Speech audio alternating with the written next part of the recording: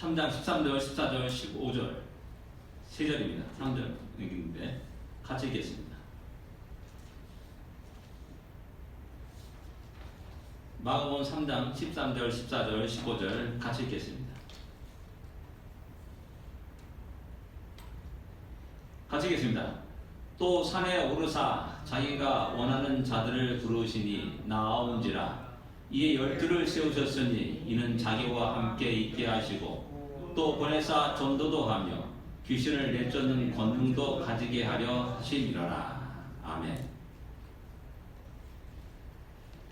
9월 20일 날 저는 누가복음 6장에 12제를 부르신 장면을 말씀드렸습니다.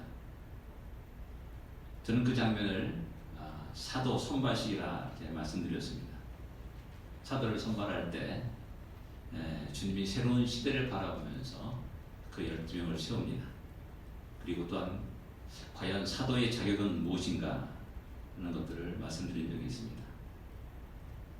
오늘 본문은 비슷한 것 같지만 약간 관점이 다른 것을 보게 됩니다.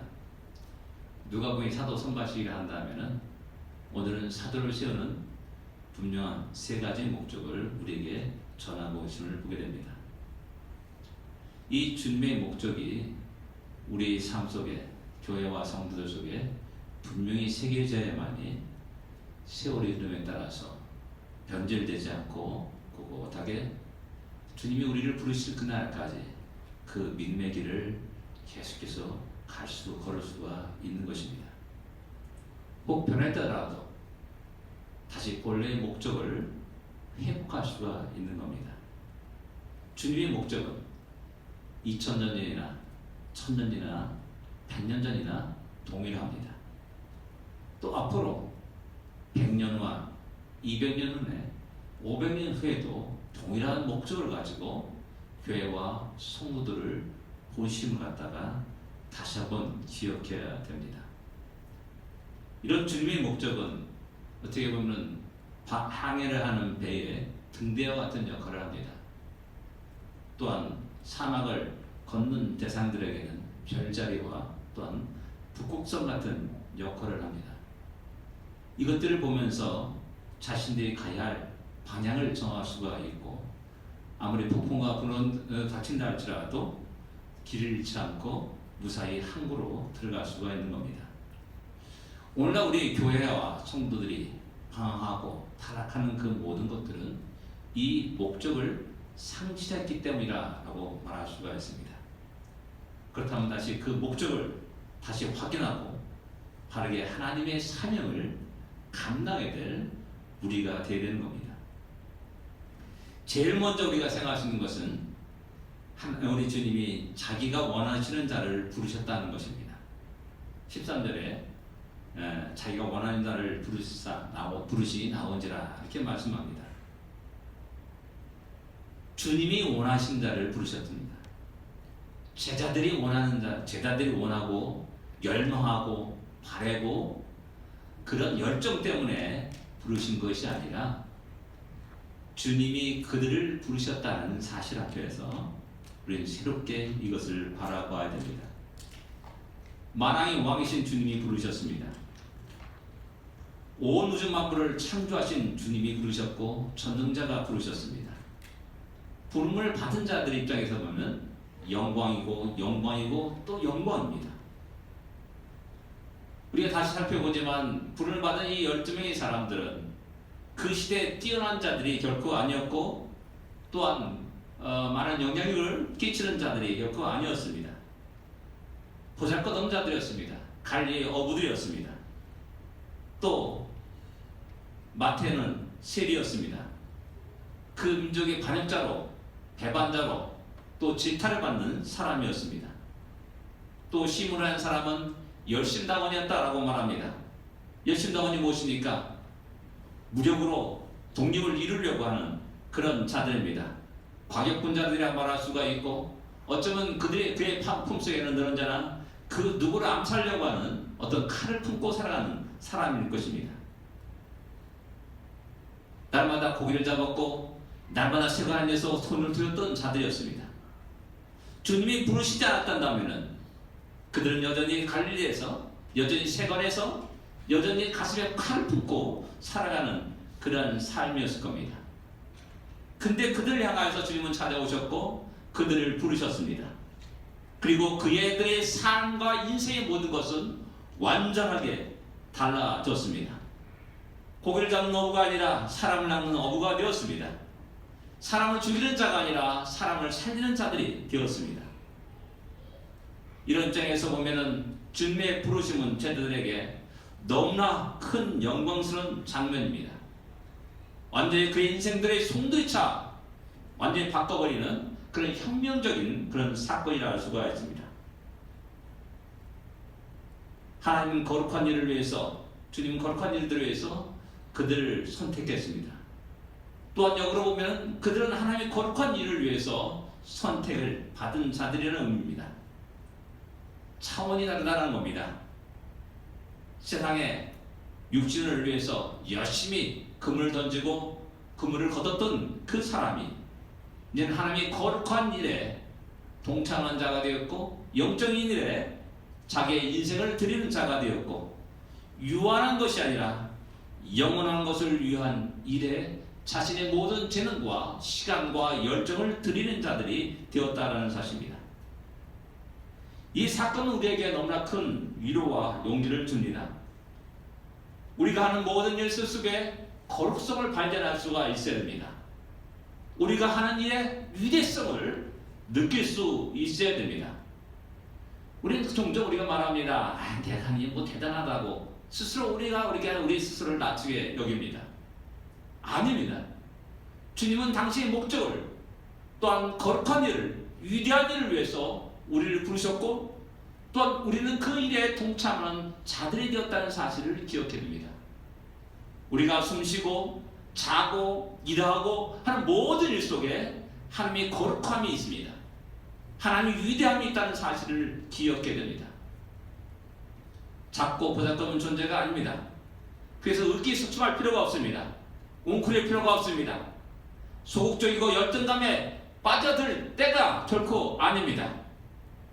내 스스로를 자책할 필요도 없습니다. 내 스스로를 자학할 필요도 없습니다. 왜? 우리는 전능자, 만왕의 왕이신 주님의 불을 입은 자들이기 때문에 그렇습니다. 내 자신을 내가 모르지만은 주님 왜 나를 부르셨을까? 그 속에 주님의 깊고 오매신 뜻이 있다는 사실을 우리는 볼 수 있어야 됩니다. 그리고 점차 우리들의 믿음의 성장에 따라서 바로 그것 때문에 나를 부르셨구나 라는 걸 깨닫고, 점차 세월임에 따라서 나의 모든 삶의 영역이 주님께 온전히 드려지고 영광 있는 그런 삶으로 변화돼가는 그런 놀라운 일들이 우리 가운데 있어야 됩니다. 첫 번째 이들을 부르신 목적, 세우신 목적은 자기와 함께 함이라 위함이다 라고 10절에 말씀합니다. 우리는 이 장면을 어떻게 상상합니까? 어떻게 그립니까? 쉬운 말 같지만은 결코 쉬운 말이 아니라는 겁니다. 이 말씀과 좀 약간 좀 상반된 그런 말씀이 저는 마태복음 28장 20절의 말씀이라 생각됩니다. 거기서 볼지어다 내가 세상 끝날까지 너희와 항상 함께 있으리라 라고 말씀합니다. 근데 여기 마가복음 이 주님의 12제를 부르시는 이 장면에는 그들을 나와 함께 하기 위함이다라는 겁니다. 우리는 마태복음 28장 20절을 너무나 좋아합니다. 모르는 사람 없습니다. 우리의 인생길에서 언제나 우리 곁에 계시는 주님, 우리를 위로하시고 우리에게 힘주시고 우리에게 용기 주신 주님, 그리고 우리의 길을 인도하시는 주님을 상상합니다. 맞죠? 그래서 우리는 이 말씀을 좋아합니다. 나의 인생 속에 항상 함께 하시는 하나님, 나의 인생 속에 함께 하시는 주님. 여기서 더 나아가게 되면 어떻게 됩니까? 주님 언제나 나의 편이 되어 주시옵소서라는 그런 바람과 기도를 하게 됩니다. 언제나 나를 인정해 주시옵소서, 언제나 나의 편이 되어 주시옵소서라는 그러한 기도를 하게 됩니다. 그러한 기도를 간절히 합니다. 남북전쟁인데 남북은도 주일날 예배드렸고 북군도 주일날 교회에서 예배를 드렸습니다. 아름다운 목소리로 찬양했습니다. 그들의 기도는 무엇이겠습니까? 주님, 내 편이 되어주셔서 이 전쟁에 승리케 하여 주옵소서라는 것이 아니겠습니까? 그래서 우리는 마태복음 28장 20절을 너무나 좋아합니다. 주님, 언제나 나의 삶 모든 것 속에서 언제나 내 편이 되어주시고 나의 길을 인도해 주시고 나에게 은혜를 베풀어 주시고 나의 모든 길 속에 승리케 하여 주옵소서라는 그런 기도를 합니다. 2차 세계대전 때도 독일군과 프랑스군이 또 치열하게 전쟁을 했지 않습니까? 그들도 서로 역시 마찬가지 주일날 예배를 드렸습니다. 다 역시 마찬가지 똑같은 심정으로 또한 그런 기도를 하실 겁니다. 이런 모습도 여호수아에서도 그대로 나타납니다. 길갈을 떠나서 이제 여리고에 이르렀을 때 칼을 든 자가 여호수아 앞에 딱 서 있는 것을 발견하게 됩니다. 근데 여호수아가 말합니다. 너는 우리를 위함이냐? 우리의 적들을 위하느냐라고 질문을 합니다. 뭐냐? 너는 우리 편이냐 아니면 적 편이냐? 라는 것을 질문하는 겁니다. 그때 여호와의 군대 장관은 나는 여호와의 군대 장관으로 지금 왔느니라 라고 말합니다. 무엇입니까? 난 네 편도 아니고 적 편도 아니라 나는 오직 여호와의 군대 장관으로 너 앞에 섰다라고 이야기하는 겁니다. 왜 이 말을 장황하게 하냐면은 우리가 마태복음 28장 20절을 강력하게 주장할 수 있는 전제 조건이 있다는 사실입니다. 그것은 바로 우리가 먼저 주님 곁에 있는 것이라는 사실입니다. 그분과 함께 쉬고 그분과 함께 일하며 그분과 함께 잠자며 그분과 함께 먹고 마시는 그 삶이 있어야 되는 겁니다. 그분에서 나오는 말씀을 들을 수 있는 자가 되어야 됩니다. 그를 통해서 우리는 주님의 뜻과 계획과 의지가 무엇인지를 명확히 알게 됩니다. 함께 있으면서 주님의 삶의 모든 것을 보고 듣고 배우게 됩니다. 우리 주님의 인격을 배우게 됩니다. 전능자의 지혜를 배우게 됩니다. 하나님의 의지와 뜻과 계획을 분명하게 배우고 또한 몸에 배게 할 수가 있습니다. 이 전제 조건이 이루어져야만이 마태복음 28장 2절의 말씀이 자연스럽게 이루어지게 되는 겁니다. 이 전제 조건이 이루어지지 않는 상태에서 마태복음 28장 20절을 강력하게 주장한다면 그것은 잘못되면 신앙의 이기심으로 전락하게 됩니다. 얼마 전에 우리 한국 영화에서도 나왔는데 어떤 어머님이 자기 아들이 심장이 점점 죽어가면서 그 심장 이식을 위해서 간절히 소원하고 기도하는 그런 장면의 영화가 있었습니다. 내 아들 살기 위해서 그 누군가 죽어야 되는 겁니다. 잘못하면 우리 마태복음 28장 20절이 그런 형태로 사용되어야 된다는 거죠.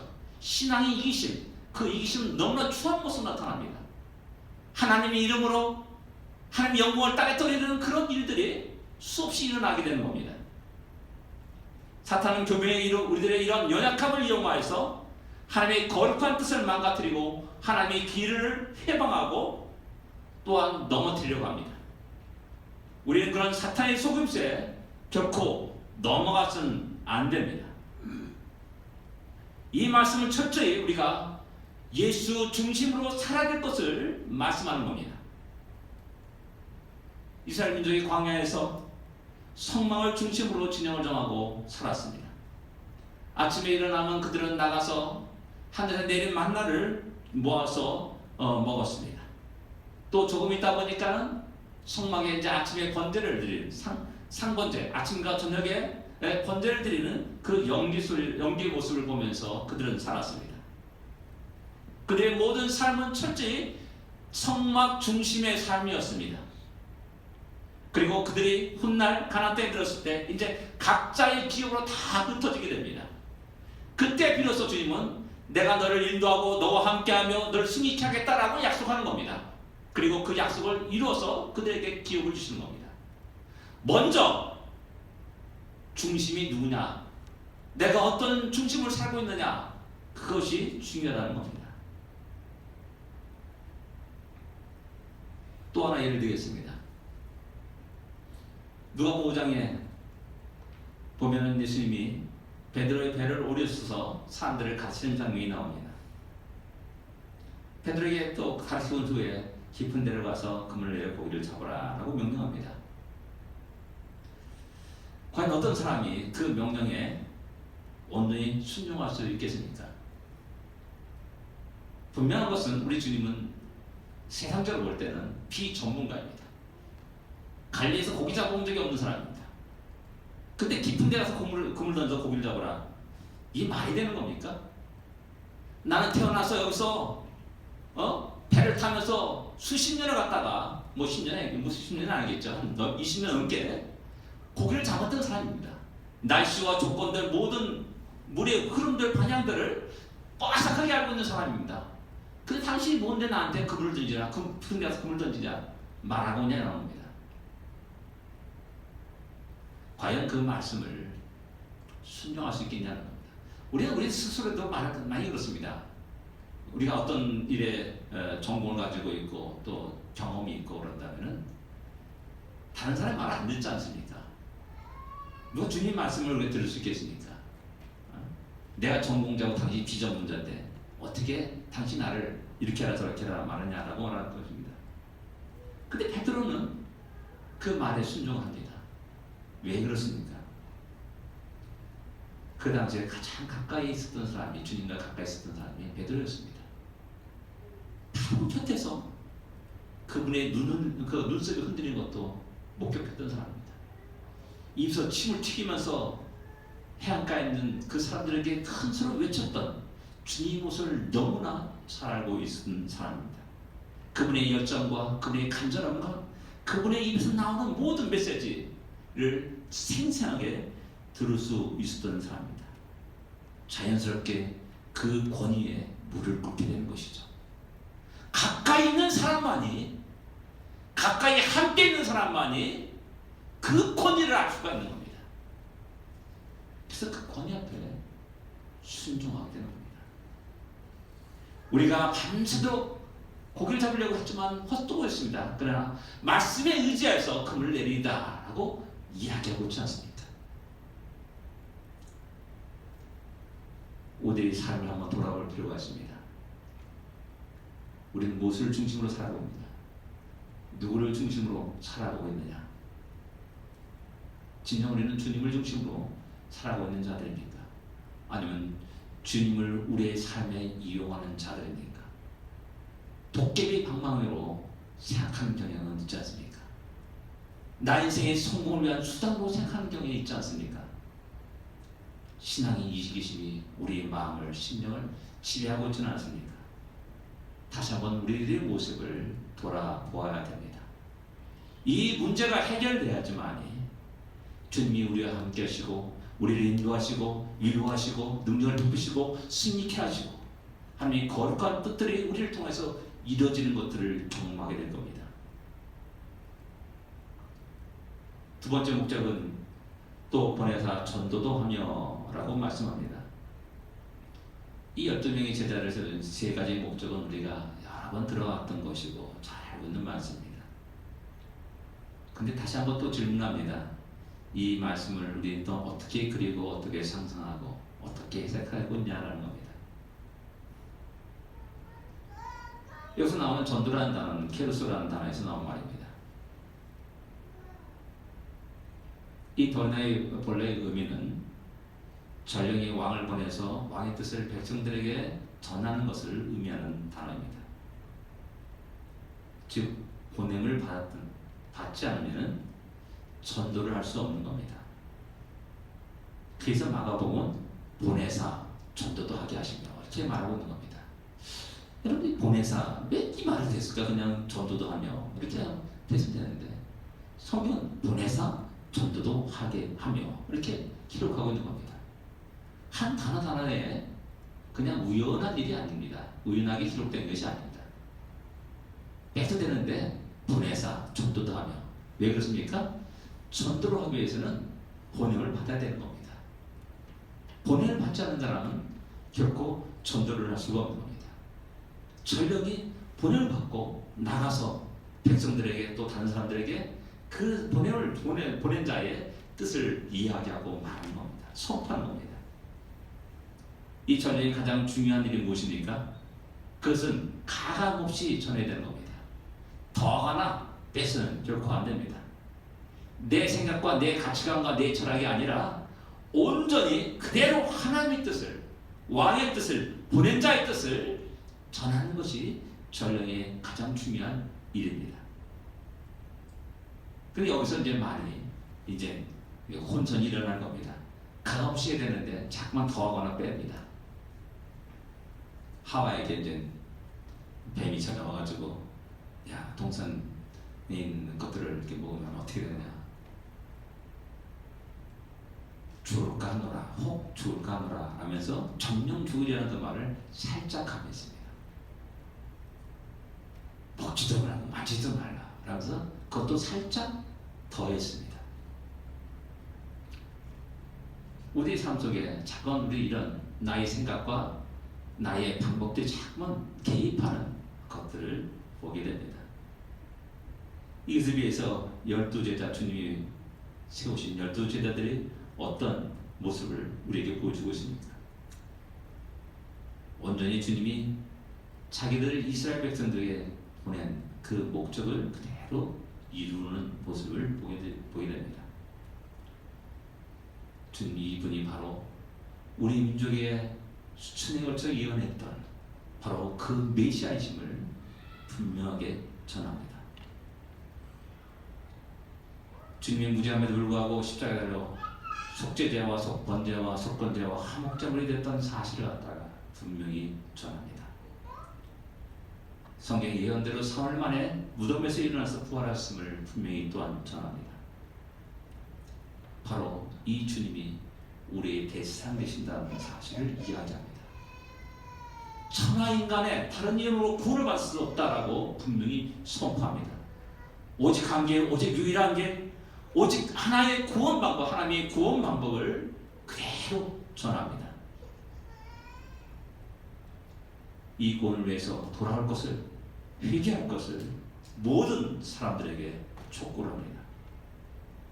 사람들을 두려워하지 않고 외쳤습니다. 권력의 눈치 보지 않고 외쳤습니다. 지식인들 앞에서도 무식한 사람이라고 위축되지 않냐고 과감하게 외쳤습니다.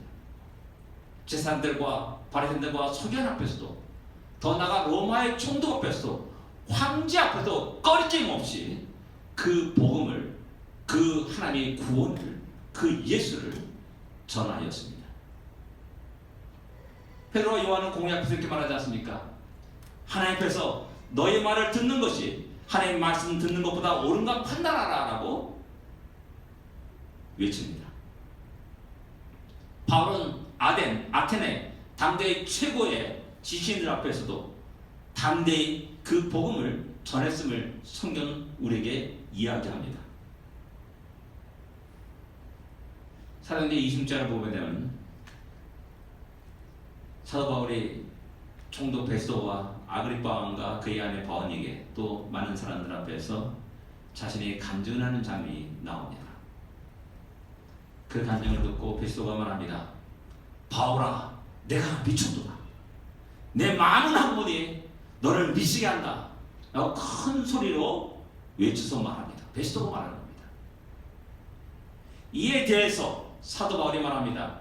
베스도 각하여, 내가 미친 것이 아니오 참되고 온전한 말을 하나이다 이렇게 말합니다. 이때 바울은 어떤 음성으로 말했을까요? 말합니다. 그냥 평범하게 베스도 각하여, 나는 미친 것이 아닙니다, 나는 온전한 말을 합니다 라고 말했을까요? 아닙니다. 베스도가 큰 소리를 외쳤듯이 사도 바울도 큰 소리로 베스도 각하여, 나는 미친 것이 아닙니다 라고 분명히 말하는 겁니다. 총독 앞에서 담대히 말하는 겁니다. 왕의 보냄을 받았기 때문에 그렇습니다. 전능하신 하나님의 보냄을 받은 전력이기 때문에 그렇습니다. 그 왕의 그 구원을 모든 사람들 앞에, 모든 문화와 역사와 전통 앞에, 나라와 백성 앞에 과감하게 담대히 말하는 것입니다. 모든 나라와 백성들에게 땅 끝까지 이르러서 그 하나님의 구원을 사도들은 선포했습니다. 복음을 변질시키지 않았습니다.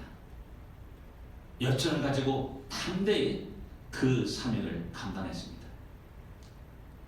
그들은 돈 많은 사람도 아니었습니다. 많이 배운 자들도 아니었습니다. 권력을 가진 자들도 아니었습니다. 주문이 털어보니까 먼지밖에 안 나오는 그런 무일푼의 사람들이었습니다. 그러나 모든 것을 가진 자로서 과감하게 세상을 향하여서 외쳤습니다.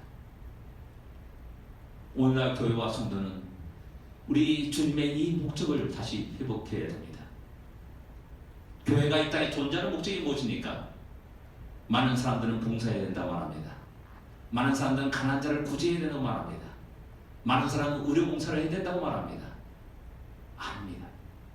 그런 모든 것들은 수단에 지나지 않습니다.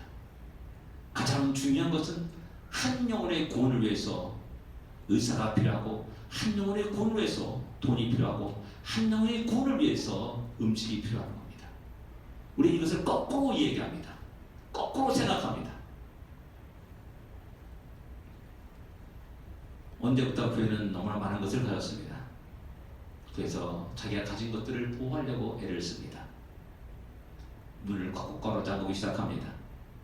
가진 모든 시스템이 너무나 훌륭합니다. 도둑 맞을까봐 겁나가지고 CCTV도 설치합니다. 화려한 건물과 장비 시스템이 너무나 멋있고 또한 비쌉니다. 그래서 점점 주객이 전도되는 일들이 교회 안에서 일어납니다. 복음의 전파는 이 복음을 보냄을 받았다는 이 사실을, 이 사명을 깜빡깜빡 잊어버리게 됩니다. 그래서 많은 곳에서 복음의 변질이 쉽게 일어나는 겁니다. 전령들이 자기 생각을 그곳에 살짝 집어넣기도 합니다. 세상의 상황과 문화와 전통에 따라서 입장을 살짝 바꾸며 이야기하고 달콤한 말로 이야기하기도 하고 유혹하기도 합니다. 우리는 다시 전능하신 우리 만왕왕이신 창조주신 우리 주님이 우리를 보내셨다는 사실을 기억해야 됩니다. 우리의 일은 너무나 중요한 일이야. 우리의 사명은 너무나 크고 놀라운 사명입니다. 위대한 일이고 또한 거룩한 일들입니다. 이러한 사명의식을 새롭게 가지고 새로운 출발하는 우리 모두가 되어야 됩니다. 세 번째 목적은 귀신을 내쫓는 권능도 갖추게 하려 합니다. 이렇게 말씀합니다. 그래서 우리는 어느 단어에 중점을 두느냐에 따라서 우리들의 신앙생활은 완전히 달라집니다.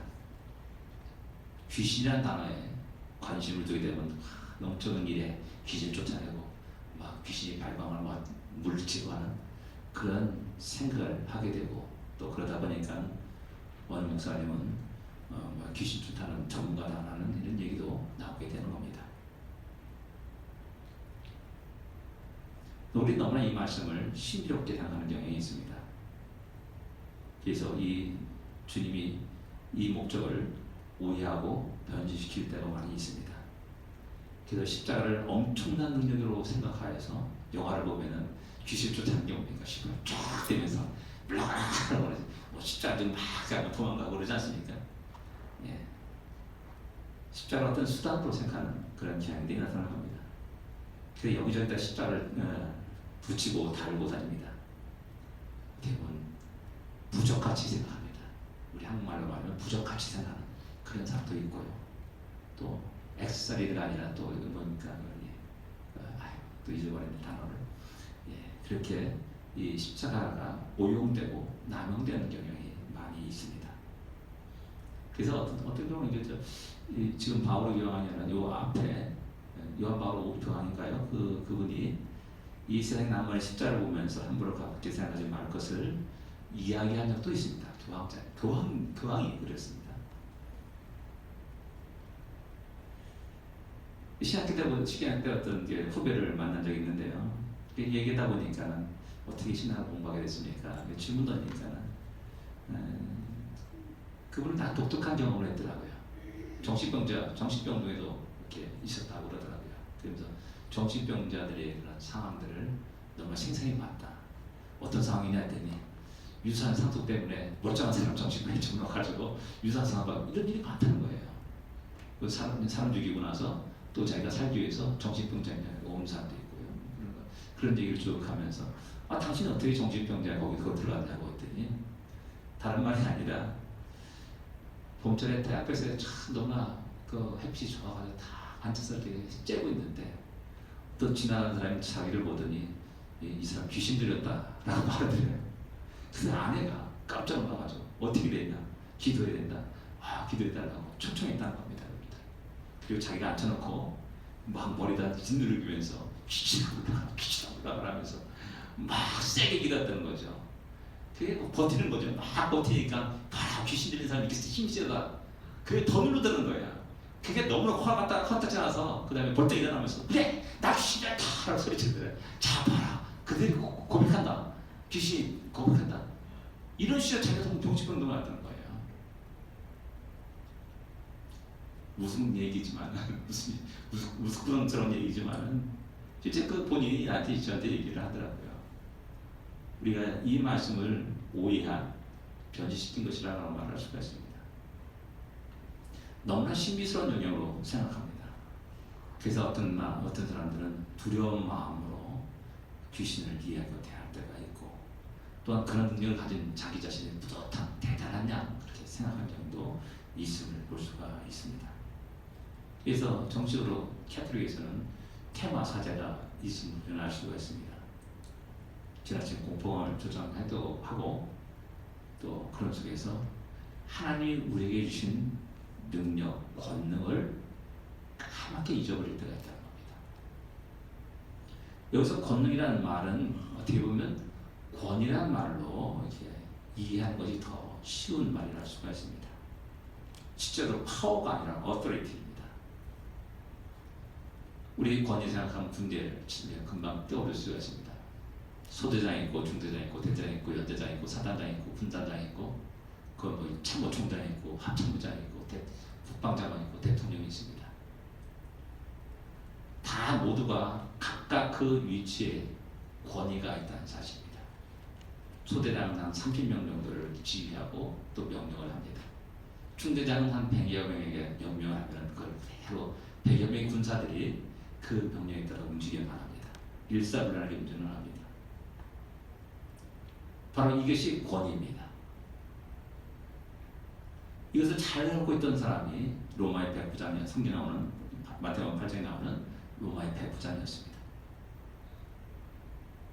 하인이 중풍병에 들어서 죽어가는 것을 보고 예수님께 찾아와서 내 하인을 고쳐달라고 간절히 간구합니다. 그래서 주님이 내가 고쳐주겠다라고 그의 집으로 갑니다. 그때 이 백부장이 주여 내 집에 들어오지 마옵소서. 감당하지 못하겠나라고 말합니다. 다만 말씀하옵소서. 내 아인이 낫겠습니다. 나도 남이 수가 있는 사람입니다. 내 아래 군사가 있습니다. 이대로 가라면 가고 오라면 옵니다. 주님 그렇게 말씀하시면 당신 전능하신 하나님 아십니까?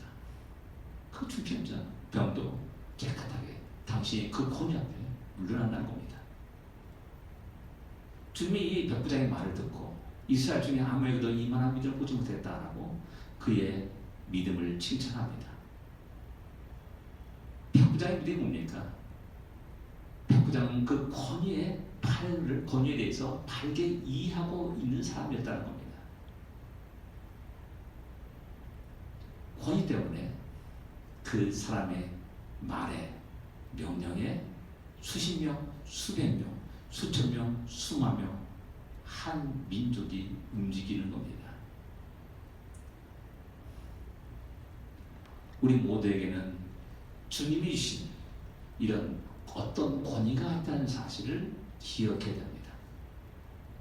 귀신을 쫓아내는 그 권위뿐만 아니라 다른 권위도 있다는 겁니다. 대표적인 것이 아버지의 권위요, 어머니의 권위입니다. 남편의 권위입니다. 그리고 사회적으로 자기가 자기 사회 10분에 의해서 과장, 부장 또한 사장이나 회장이나 그런 권위가 있습니다. 교회에서는 목사요, 장로요, 집사의 그런 권위가 있다는 사실입니다. 이 권위가 바르게 세워지지 않은 그 단체와 공동체는 무너질 수밖에 없는 겁니다. 혼란이 일어나는 겁니다. 가정이 그렇습니다. 남편이 권위를 인정하지 않는다면 그 가정은 세워지지 않습니다. 부모의 권위를 인정하지 않는다면 부모와 자식 관계는 바르게 설 수가 없습니다. 하나님과 피조물과의 관계에서의 그 권위가 인정되지 않는다면 그래서 우리는 하나님을 대적하고 하나님을 원망하고 불평하고 하나님을 대적하는 그런 불신앙의 모습으로 이 시대가 존재하게 되는 겁니다. 사랑하는 성도 여러분, 주님은 우리를 부르셨습니다. 세 가지 목적을 위해서 부르셨습니다. 우리를 주님의 중심으로 살도록 하십니다. 우리의 모든 삶 속에서 가장 중요한 전령의 역할을 감당하도록 하십니다. 또 그것을 하기 위해서 우리에게 독특한 그 어떤 권위를 주시고 허락하십니다. 이런 것들을 바르게 알고 사용할 수 있는, 지혜롭게 사용할 수 있는 우리 모두가 되어야 됩니다.